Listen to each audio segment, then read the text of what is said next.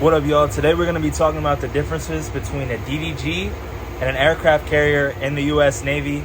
Go ahead and leave a like and subscribe, and let's get right into it. Celebrate like it's your birthday. You know I love you in our worst way. She not drinking cause she thirsty. It's a party, bring the champagne. All right, so just to give you guys a little bit of background, just to show that I'm qualified to talk about this. I've been in the Navy for going on 3 years now. I spent half of my deployment on an aircraft carrier and the other half on a DDG, which is where I'm at right now. I was also stationed on the aircraft carrier for about 1.5 years prior to making this video. So I've been with the aircraft carrier in port. I've had a couple port visits with the DDG, but mainly I'm going to be talking about life underway in this video, being as I'm more qualified to talk about that than I am to just talk about both commands. But I hope that this video helps you if you're trying to pick orders or anything like that. So without further ado, we're going to go ahead and get into this video now. All right, so first things first, there are a lot of differences between an aircraft carrier and a DDG. The first one that I want you guys to know is just the command climate and the culture of the different commands. So a DDG is a lot more tight-knit, meaning that, you know, everybody kind of knows each other. Rank still plays a big role. I mean, you have chiefs and officers and things like that, and that's still going to matter. But I think it matters a lot less on a DDG because the crew is so small than it does on an aircraft carrier. On an aircraft carrier, rank is taken very seriously. Fraternization, no fraternization is a pretty big deal. Whereas on a DDG, you know, I see seamen be friends with, you know, a first class or a chief, professionally, of course. But, you know, I think the community is a lot more tight on a DDG. And that could play a double-edged sword because, say, like, you have a bad reputation or something. If, you know, you confide in somebody or something crazy happens that makes you look bad, everybody on the DDG will know. I think everybody here knows each other's business. So if you are here, just, you know, just keep it G. That's what I would say. Don't give up too much information about yourself. And opposite to that, on the aircraft carrier, people don't really care about your business, what you do outside of work, anything like that. But as long as I think you guys are like professional and you kind of just mind your business, I think everything will go good for you. Personally, I prefer the climate of a DDG better. I like that people here seem to care about you a little bit more. It's easier to make friends because everybody, you know, it's pretty much like this. But the aircraft carrier is cool because you're meeting new people every day. So that's the first big difference between an aircraft carrier and a DDG. The second big difference is just the workload. I think on an aircraft carrier, you're going to be doing a lot more of your job, and a lot of the guys on an aircraft carrier are pretty much just involved with their work center doing their work. You may stand watch, but for the most part, you're not really standing like any underway watches, so you're not really standing like quarterdeck watch or anything like that until you're in port. And even then, you're not standing watch until you're in a duty section, unless you're in a special department like deck or reactor or something like that, or you have a watch inside of your department. Whereas on a DDG, everybody stands watch. And another big thing is like working parties. Whenever the ship gets resupplied out at sea, pretty much everybody is working on a DDG. I'm not technically assigned to this ship, but I found myself working on a working party just to help out because that's a all hands effort there.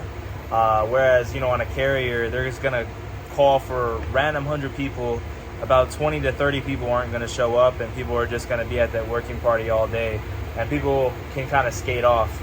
And it's a lot easier to skate off on an aircraft carrier. I'm not saying do it, but if you're trying to like hide or something and you don't really want to work and you have like a big department or something, it's a lot easier just to disappear on an aircraft carrier. Whereas on a DDG, there's not a lot of space, but the ship is a lot smaller and the crew is a lot smaller. So not everybody is on top of each other like how they are in an aircraft carrier.